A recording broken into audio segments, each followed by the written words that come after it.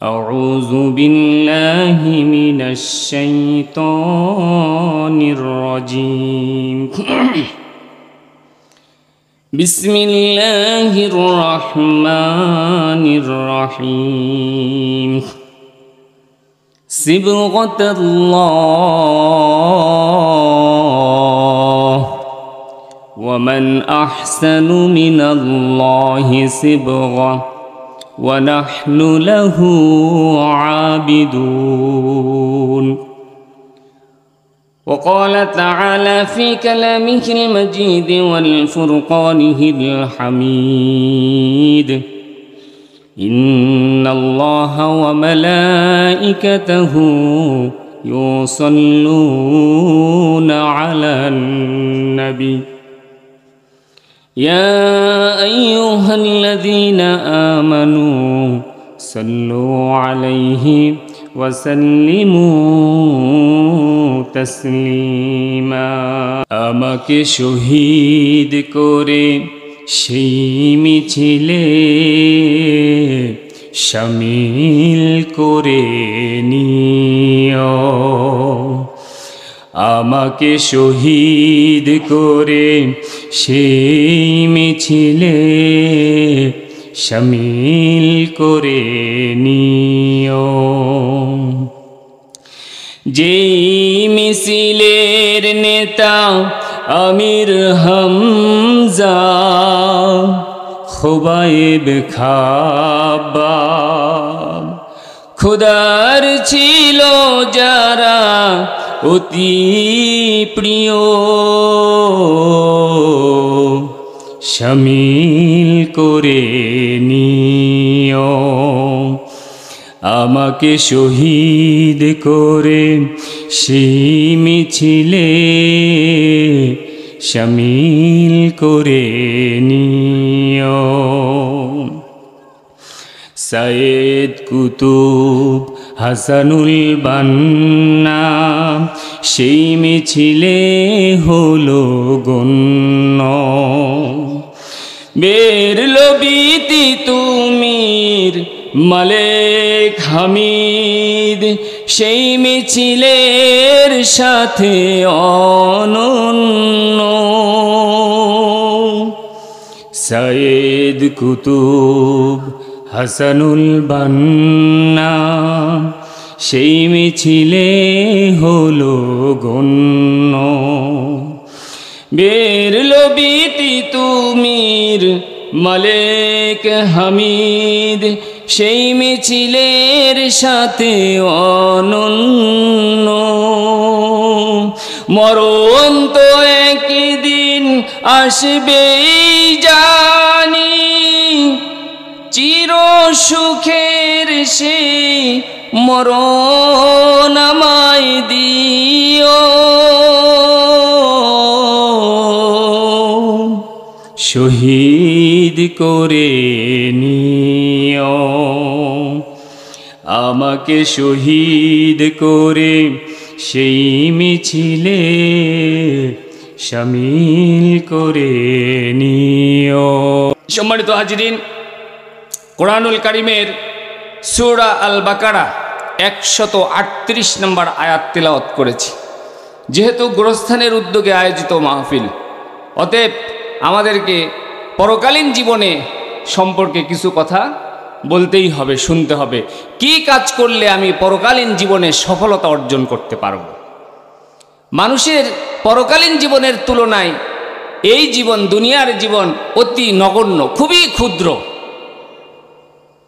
এত নগণ্য যে তুলনা করাই যায় না, এত কম।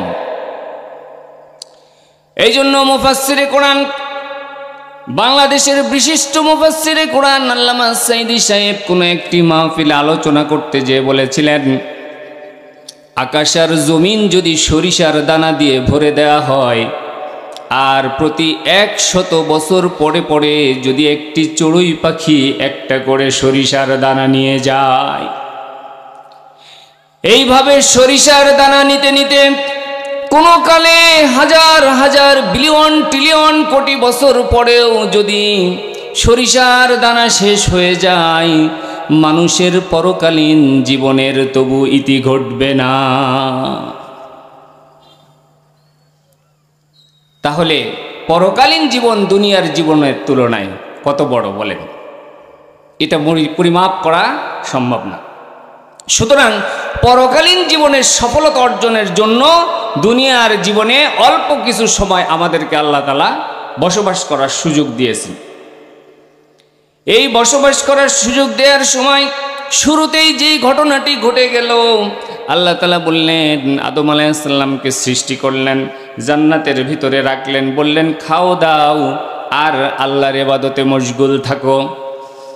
কিন্তু খবরদার, ওয়ালা তাকরাবা হাযিহিশ শাজারাতা ফাতাকুনা মিনাজ জালিমিন, খবরদার খবরদার, আল্লাহর হুকুম লঙ্ঘন করো না, আল্লাহর সীমারেখা অতিক্রম করো না। যদি তোমরা আল্লাহর সীমারেখা আল্লাহর হুকুম লঙ্ঘন করো, ফাতাকুনা মিনাজ জালিমিন, তোমরা জালেমের অন্তর্ভুক্ত হয়ে যাবে। কিন্তু মানুষকে আল্লাহ তাআলা সৃষ্টি করেছেন দুইটা সত্তা দিয়ে। একটা সত্তা মানুষকে সবসময় ভালো কাজের দিকে আহ্বান করে, ভালো কাজের দিকে প্রলুব্ধ করে, আর একটা সত্তা সবসময় মানুষকে খারাপ কাজের দিকে আহ্বান করে, ঠিক না?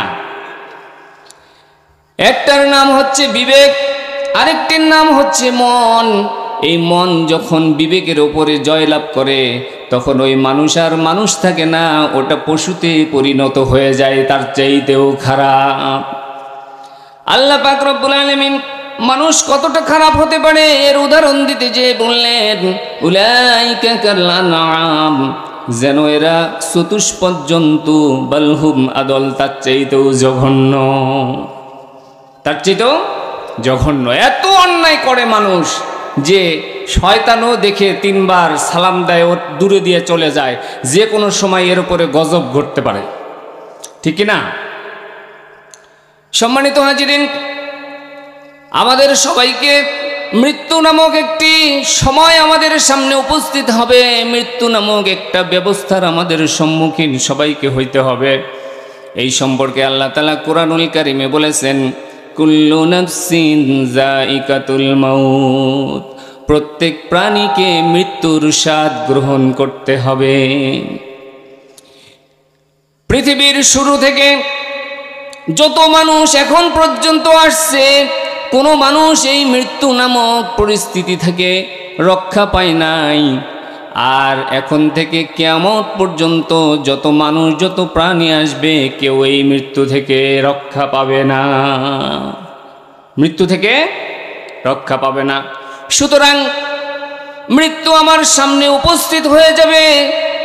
আমার আত্মাটা যদি পরিশুদ্ধ আত্মা আমি তৈরি করতে পারি, আমি যদি আমার জীবনকে আল্লাহর রঙে রঙিন করতে পারি, আল্লাহ বলছেন সিবগাতাল্লাহ, তোমরা আল্লাহর রঙে নিজেদেরকে রাঙাও, আল্লাহর রঙে নিজের জীবনকে রঙিন করো।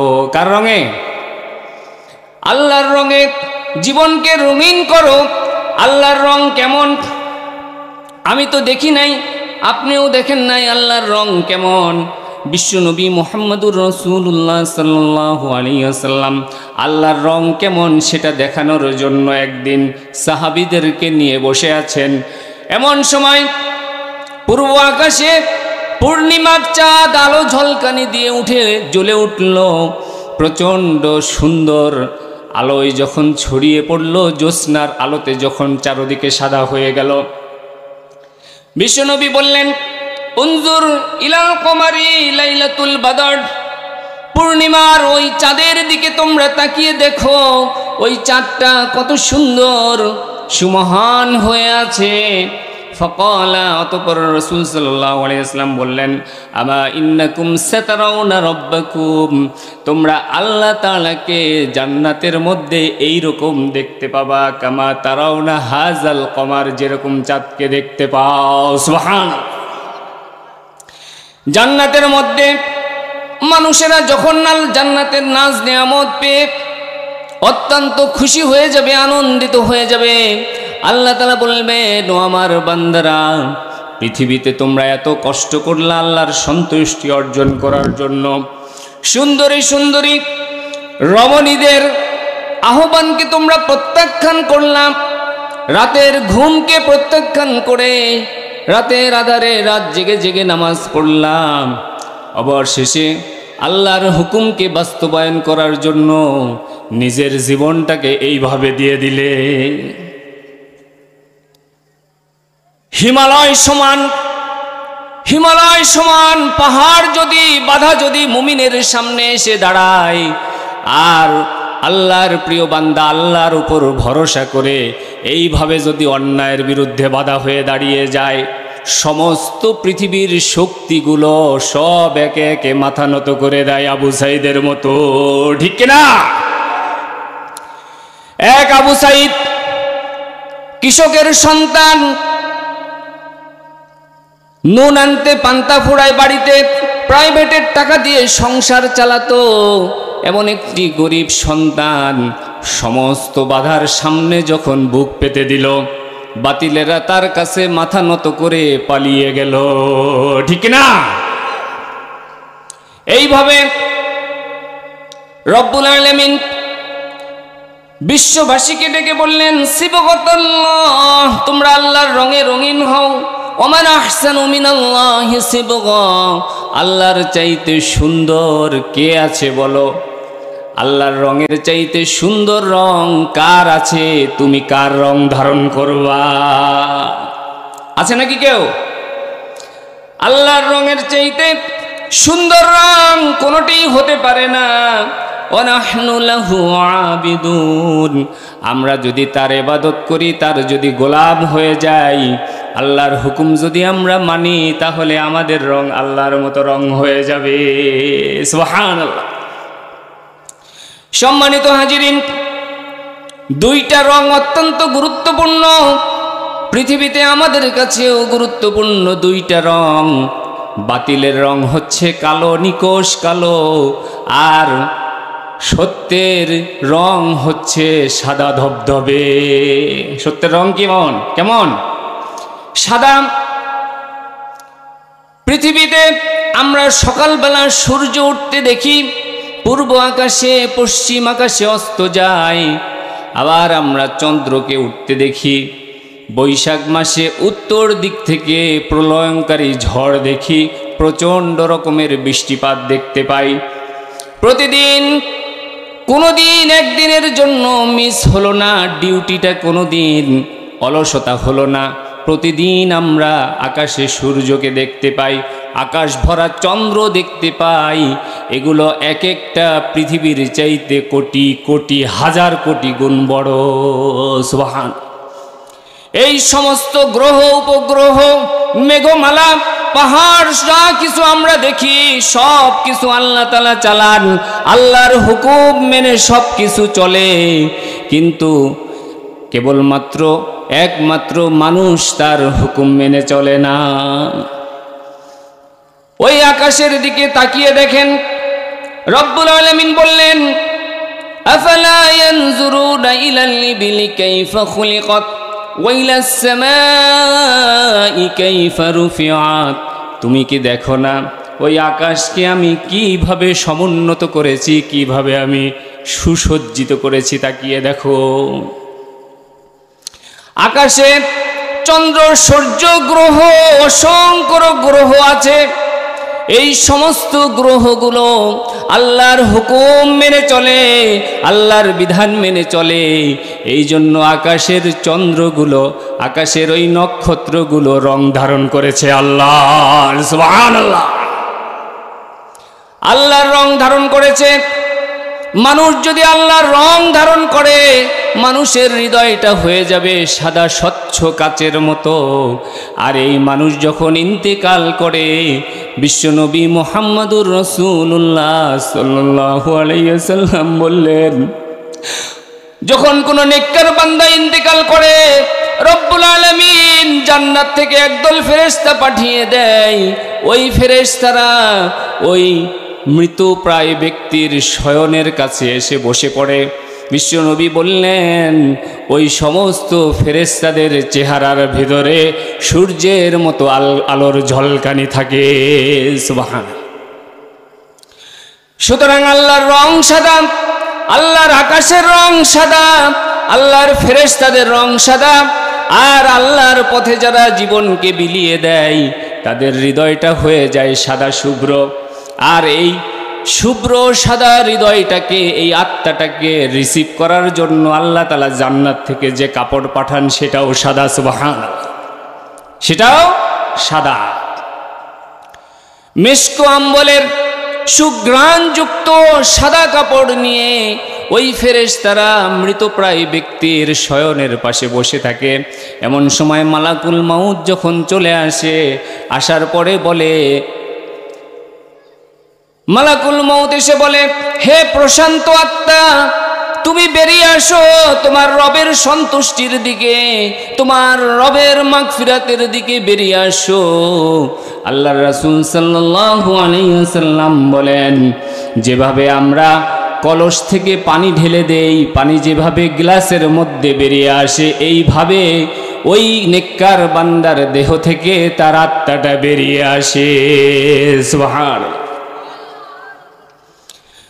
সম্মানিত হাজিরিন, আমাদেরকে এই জীবনে, আমাদেরকে এই দুনিয়াতে পাঠিয়েছেন আল্লাহ তাআলা আমাদের আত্মাটাকে পরিশুদ্ধ আত্মা বানানোর জন্য, হৃদয়টাকে পরিশুদ্ধ আত্মা করার জন্য। মানুষেরা আল্লাহকে ভুলে যাবে, অন্যায় অনাচারে লিপ্ত হয়ে যাবে। আল্লাহ তাআলা জানেন, যেহেতু আমাকে আপনাকে দুইটি সত্তা দিয়েছেন, একটি সত্তা আমাকে সবসময় খারাপ কাজের দিকে প্রলুব্ধ করে।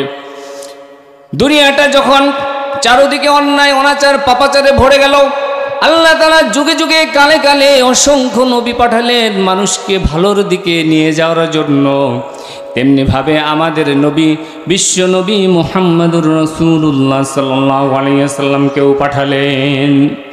বিশ্ব নবী যখন পৃথিবীতে আসলেন তখনকার পরিস্থিতি কেমন আর আজকের পরিস্থিতি কেমন আমরা একটু মিলিয়ে দেখি। বিশ্বনবী মুহাম্মদুর রাসূলুল্লাহ সাল্লাল্লাহু আলাইহি ওয়াসাল্লাম যখন পৃথিবীতে এসেছিলেন তখন মানুষের কোনো অধিকার ছিল না, অধিকার বঞ্চিত ছিল মানুষ। নারীর কোনো অধিকার ছিল না, সম্পদের অধিকার ছিল না, ইজ্জতের সম্মান ছিল না, রাজনৈতিকভাবে দেউলিয়া হয়েছিল, যুদ্ধ হাঙ্গামা নিয়ে ব্যস্ত হয়ে পড়েছিল। বিশ্বনবী মুহাম্মদুর রাসূলুল্লাহ সাল্লাল্লাহু আলাইহি ওয়াসাল্লামকে পৃথিবীতে পাঠালেন এই সমস্ত অন্যায় অনাচার কালো আধার থেকে মানুষকে আলোর দিকে নিয়ে যেতে। কোন দিকে নিয়ে যেতে? আল্লাহ তাআলা বললেন, আল্লাহু ওয়ালিয়ুল্লাযীনা আমানু ইউখরিজুহুম মিনাজ-যুলুমাতি ইলান-নূর।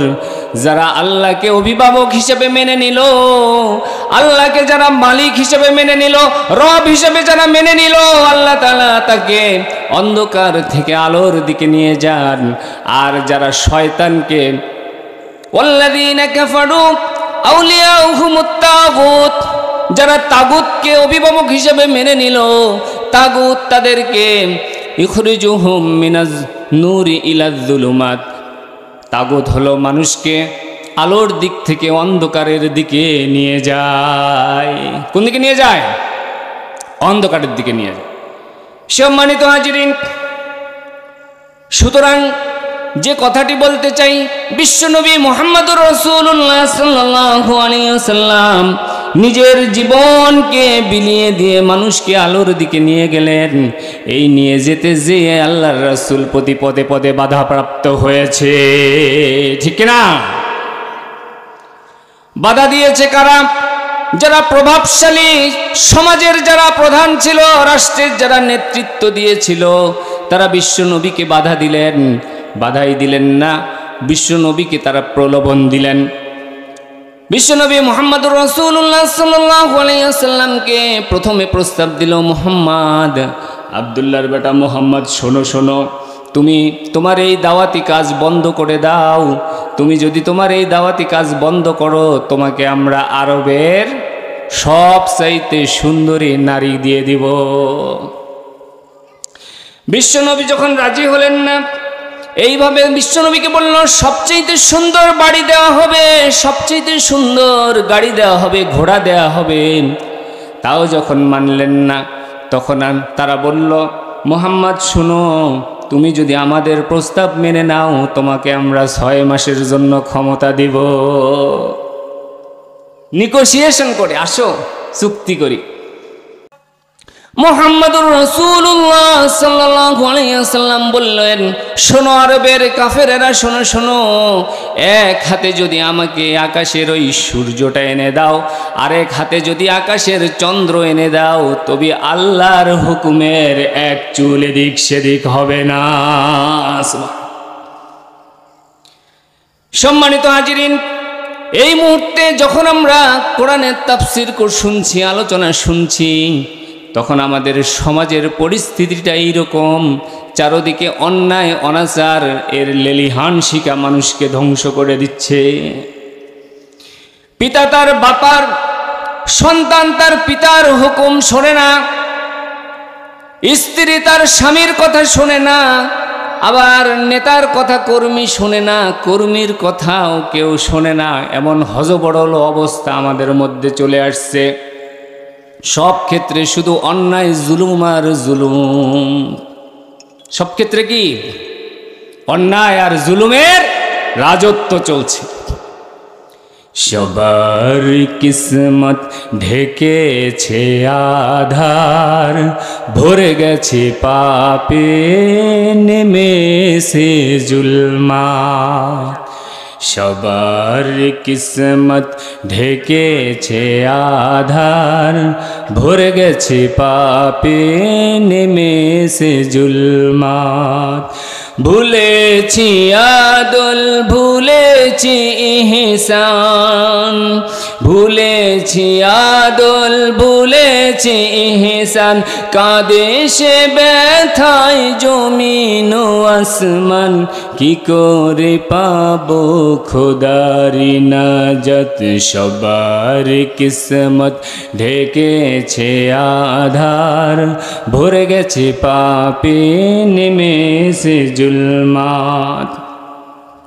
চারদিকে অন্ধকার, আমরা সবকিছু দেখেও না দেখার ভান করে চলি। আজকে যদি প্রশ্ন করা হয় বাংলাদেশের 64টা জেলার যতগুলো শহর আছে, কতগুলো শহরে কতগুলো পতিতালয় আছে, কেউ বলতে পারবে না। কিন্তু যদি বলি 100-200 বলবেন যে না না, তার চেয়ে বেশি, ঠিক না? হাজার হাজার পতিতালয় আছে। এই সমস্ত পতিতালয়ের ভিতরে যে সমস্ত নারীরা বন্দী, আপনাকে যদি প্রশ্ন করা হয় এই সমস্ত নারীদের ভিতরে কয়জন স্বেচ্ছায় এই অপকর্মের সাথে জড়িত, শতকরা 5 জনও খুঁজে পাওয়া যাবে না। অথচ শতকরা 90টা নারী আজকের এই সভ্য দেশে, সভ্য বিশ্বে এক মানবতা বিরোধী অপরাধের সাথে জড়িত। এগুলো দেখার কেউ নাই, এর বিরুদ্ধে রুখে দাঁড়াবার কেউ নাই। অথচ বিশ্বনবী মুহাম্মদুর রাসূলুল্লাহ সাল্লাল্লাহু আলাইহি ওয়াসাল্লাম তার একজন সাহাবী কিভাবে অন্যায়ের বিরুদ্ধে রুখে দাঁড়ায় তার একটি উদাহরণ দিতে চাই। সম্মানিত হাজিরিন, বিশ্বনবী মুহাম্মদুর রাসূলুল্লাহ সাল্লাল্লাহু আলাইহি ওয়াসাল্লামের একজন সাহাবী জুলাইবিব রাদিয়াল্লাহু তাআলা আনহু, নাম কি? জুলাইবিব রাদিয়াল্লাহু তাআলা আনহু। এই জুলাইবিব রাদিয়াল্লাহু তাআলা আনহু হাদিসের বর্ণনায় আসছে, তিনি চেহারায় অত্যন্ত কালো ছিলেন, কৃষ্ণ বর্ণের ছিলেন, চুলগুলো ছিল উস্কো খুস্কো, অনেকটা অবহেলিত পাগলের মতো থাকতো মসজিদে নববীর পাশে। লোকেরা খাবার দিলে খেত, না খেলে খাবারের অভাবে কষ্ট করে থাকতো, অত্যন্ত অসহায়। হাদিসের বর্ণনায় আসছে কেউ চেনে না তাকে, এইরকম গুরুত্বহীন ব্যক্তি। বিশ্বনবী মুহাম্মদুর রাসূলুল্লাহ সাল্লাল্লাহু আলাইহি ওয়াসাল্লাম মসজিদে নববীতে যাচ্ছেন। জুলাইবিবকে দেখে বললেন, জুলাইবিব তুমি কি বিয়ে করবে না? জুলাইবিব বলল, ইয়া রাসূলুল্লাহ আমার তো কোনো ধন সম্পদ নাই, ঘর বাড়ি নাই, কে আমাকে মেয়ে বিয়ে দিবে?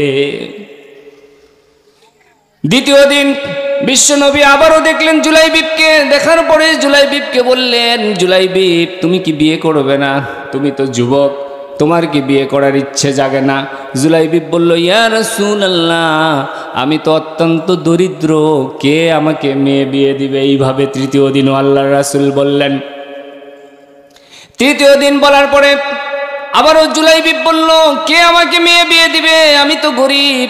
আল্লাহর রাসূল সাল্লাল্লাহু আলাইহি ওয়াসাল্লাম বললেন, জুলাইবিব, তুমি আনসারি এক সাহাবী আছে, ওই সাহাবীর বাড়িতে যাও, যে আমার কথা বলো, ওনার একটি মেয়ে আছে, ওই মেয়ের সাথে যেন তোমার বিবাহের ব্যবস্থা করে। হযরতে জুলাইবিব রাদিয়াল্লাহু তাআলা আনহু হাঁটি হাঁটি পা পা করে আনসার ওই সাহাবীর বাড়ির সামনে গেলেন। যাওয়ার পরে আনসার সাহাবী যখন আসলো, জুলাইবিব বলল, আমাকে আল্লাহর রাসূল সাল্লাল্লাহু আলাইহি ওয়াসাল্লাম আপনার বাড়িতে পাঠিয়েছে আপনার মেয়ের সাথে আমাকে বিয়ে দেওয়ার জন্য। কি বলেন?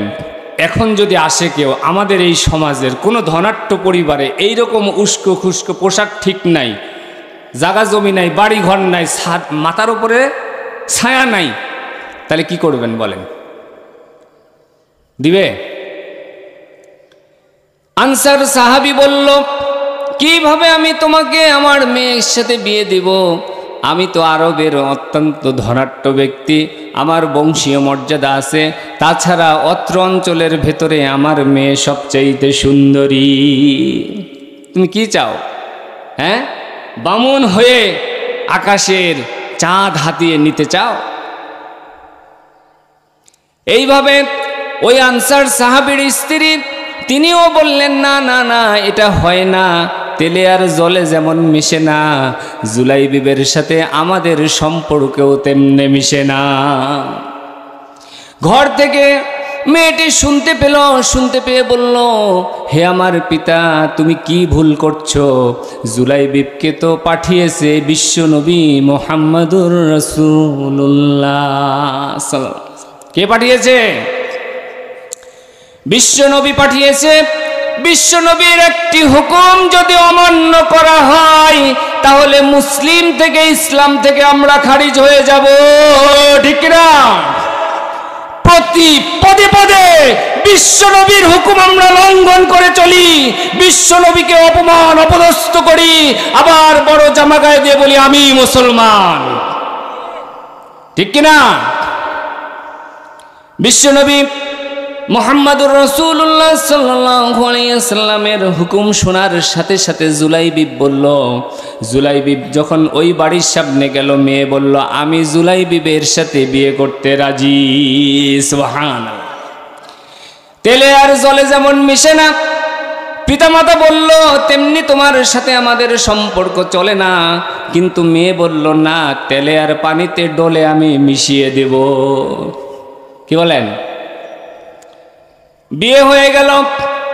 আরবের মদিনার অত্যন্ত ধনাঢ্য ব্যক্তি, ধনাঢ্য পরিবারের মেয়ে আর সুন্দরী রমণী যখন তারা রাত্রিবেলা বাসর ঘরে একত্র হলেন, দুইজন যখন খুব সুন্দর মধুর মধুর কথা হচ্ছিল, আলোচনা হচ্ছিল, এই রকম সময় বাহির থেকে একটি আওয়াজ আসলো, বিশ্বনবী মুহাম্মদুর রাসূলুল্লাহ সাল্লাল্লাহু আলাইহি ওয়াসাল্লাম বাতিলের বিরুদ্ধে লড়াইয়ের জন্য প্রস্তুত হতে বলেছে। জুলাইবিব ওই সুন্দরী রমণীকে বুকে নিয়েছিল, তাকে ধাক্কা মেরে ফেলে দিয়ে চলে যাচ্ছে। মেয়ে বলল, জুলাইবিব তুমি যাও কোথায়? তুমি কি চিন্তা করেছো তুমি হলো মদিনার ভেতরে অন্যতম সুন্দরী মেয়ের কাছ থেকে তুমি চলে যাচ্ছ? জুলাইবিব বলল,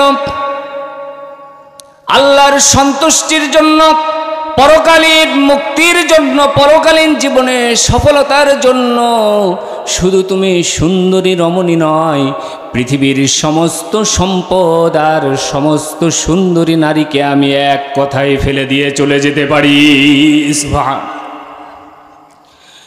সম্মানিত হাজিরিন, আজকে ছোট্ট ছোট্ট বিষয়গুলো আমরা ইসলামের জন্য, আল্লাহর হুকুমের কাছে আমরা আমাদের বিবেকের কাছে পরাজিত হয়ে যাই। আমরা ছোট ছোট বিষয়গুলো ত্যাগ করতে পারি না, অথচ আল্লাহ তাআলা কোরআনের ভিতরে বললেন, কুল ইন্না সালাতি ওয়া নুসুকি ওয়া মাহইয়ায়া ওয়া মামাতি লিল্লাহি রাব্বিল আলামিন। হে নবী, বিশ্ববাসীকে বলে দাও তারা যেন বলে ইন্না সলাতি, নিশ্চয় আমার নামাজ, ওয়া নুসুকি আমার কোরবানি, ওয়া মাহইয়ায়া আমার জীবন, ও মামাতি আমার মৃত্যু, লিল্লাহি রাব্বিল আলামিন। কার জন্য? জুলাইবিব রাদিয়াল্লাহু তাআলা আনহু সুন্দরী রমণীকে ধাক্কা দিয়ে বেরিয়ে চলে গেলেন, বিশ্বনবীর সাথে যুদ্ধের ময়দানে লড়তে শুরু করলেন। যুদ্ধ করতে করতে অনেক কাফের সৈনিককে হত্যা করার পর নিজেও শাহাদত করে নিলেন। যুদ্ধের পরে শাহাদত বরণ করা সাহাবীদের লাশ একে একে এনে হাজির করা হলো। আল্লাহর রাসূল সাল্লাল্লাহু আলাইহি ওয়াসাল্লাম বললেন, আমার জুলাইবিব কোথায়, আমার জুলাইবিব কোথায়? বারবার প্রশ্ন করার পরে জুলাইবিবের লাশ খুঁজে পাওয়া যাচ্ছে না, বালুতে ঢেকে গেছে। বিশ্বনবী মনে হলো কি যেন দামি জিনিস হারিয়ে গেছে। আল্লাহর রাসূল খুঁজে খুঁজে জুলাইবিব রাদিয়াল্লাহু তাআলা আনহুর লাশটাকে খুঁজে বের করলেন। বালি দিয়ে মুখ ঢেকে গেছে, লাশটা বালি দিয়ে ঢেকে গেছে। বিশ্বনবী তার পবিত্র হাত দিয়ে বালুগুলো সরিয়ে দিলেন আর উরুর উপরে নিয়ে বুকে তুলে নিয়ে আদর করলেন, চুমু খেলেন আর বললেন, জুলাইবিব আমি তোমার জন্য, তুমি আমার জন্য। সুবহান। সম্মানিত হাজিরিন, যখন এই ভারতীয় উপমহাদেশে মাত্র 10 জন, শতকরা 10 জন 15 জন মুসলমান ছিল, তখন এই ভারতীয় উপমহাদেশ মুসলমানরা 750 বছর শাসন করল, ঠিক না? আজকে 90% মুসলমানের দেশে কোরআনের আইন চলে না, কোরআনের কথা চলে না। আসলে আমরা মুসলমান কিনা আমাদেরকে এগুলা বিবেচনা করা লাগে। বিশ্বনবী মুহাম্মদুর রাসূলুল্লাহ সাল্লাল্লাহু আলাইহি ওয়াসাল্লাম মসজিদে নববীতে নামাজ পড়াচ্ছেন। পিছনে একজন লোক দৈনিক নামাজে আসে, তার গায়ে বড় জুব্বা আছে, মাথায় বড় পাগড়ি আছে, এইভাবে নামাজ পড়লো, আল্লাহর রাসূলের সাথে সাথে ঘুরলো। এই ব্যক্তি যখন মারা গেল, আল্লাহর রাসূল সাল্লাল্লাহু আলাইহি ওয়াসাল্লামের কাছে খবর আসলো। আব্দুল্লাহ বিন উবাই একজন মুনাফিক সর্দার ছিল, নামাজ পড়তো, রোজা থাকতো, সব ঠিক আছে, কিন্তু মনের ভিতরে কি ছিল? কুফরি। আল্লাহ তাআলা বললেন, হে রাসূল আপনি ওর জন্য কোনো দোয়া করবেন না, আপনি যদি 70 বারও দোয়া করেন আল্লাহ তাআলা কবুল করবে না।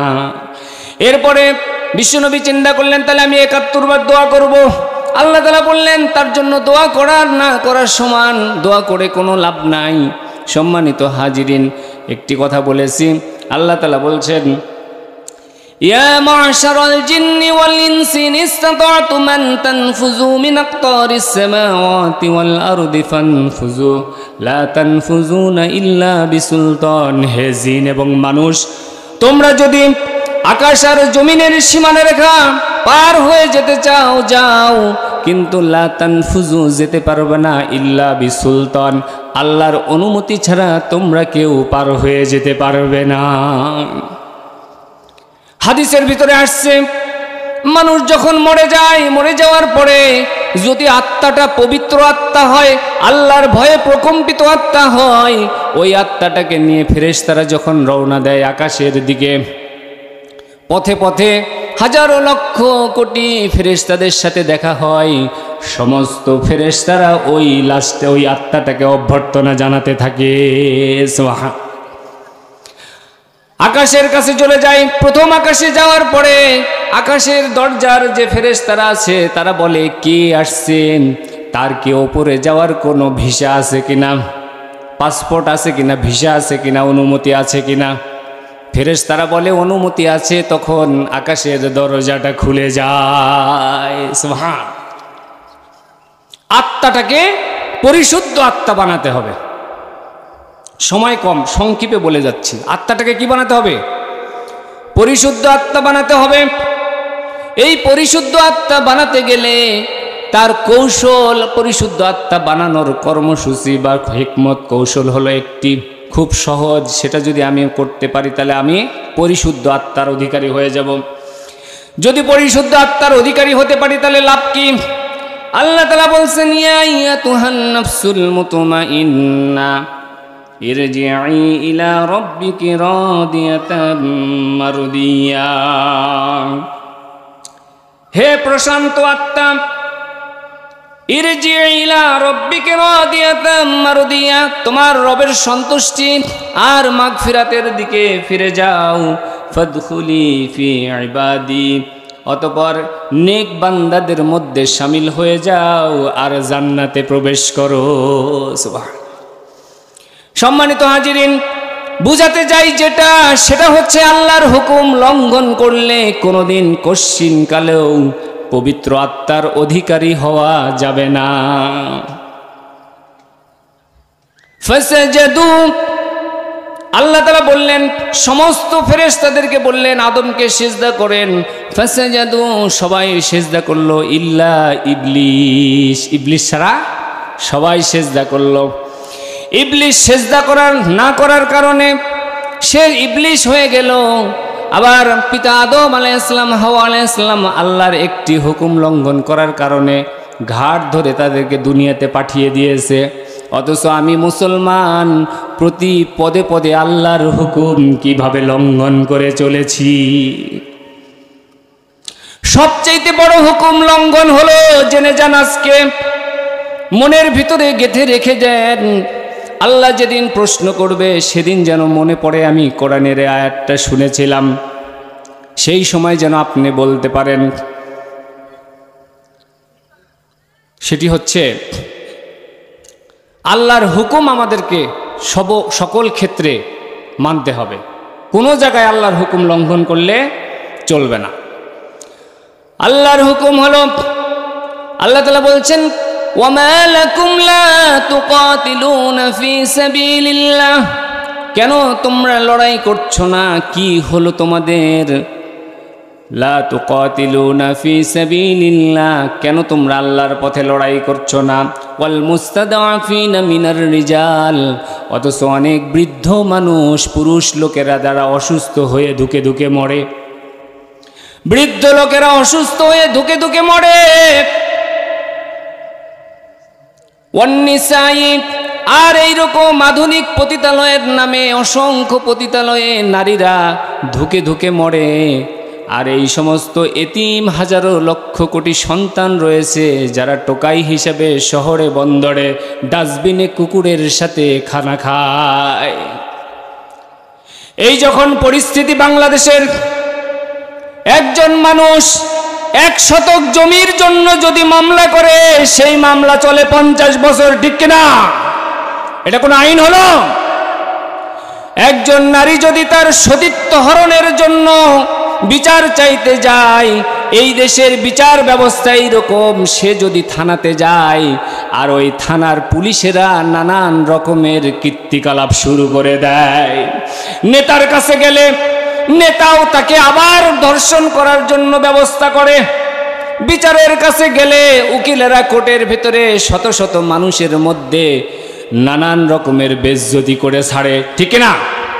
এরপরে কোনো মানুষের যার ন্যূনতম বিবেক আছে, জ্ঞান আছে, সেই কি এই বিচার ব্যবস্থার কাছে বিচার চাইতে যাবে? তাহলে এই কথা প্রমাণিত, মানুষের বিচারের কোনো ব্যবস্থা নাই। মানুষ যে খাদ্য খায়, পবিত্র খানা, এই খানাটা আজকে দুরদুরিয়া বাজার যদি পুরাটা ঘুরে আসেন, 1 কেজি বিশুদ্ধ খাবার পাওয়া মুশকিল হয়ে যায়। এমন অবস্থা আজকে মানুষের সুস্থভাবে যে নিঃশ্বাস গ্রহণ করবে এই ব্যবস্থাটিও নাই, আবার যে পানি খাবে সেই পবিত্র পানিটুকুও নাই। আমার কথা না, জাতিসংঘের রিপোর্টে বলছে ঢাকা শহরে যারা পানি পান করে তার 90% পানি পলিউটেড পানি। এই পানির ভিতরে মলের, প্রস্রাবের জীবাণুযুক্ত পানি পান করে। নাউজুবিল্লাহ। মানুষের বাঁচার কোনো অধিকার নাই, অনন্য প্রাণী তো আছেই।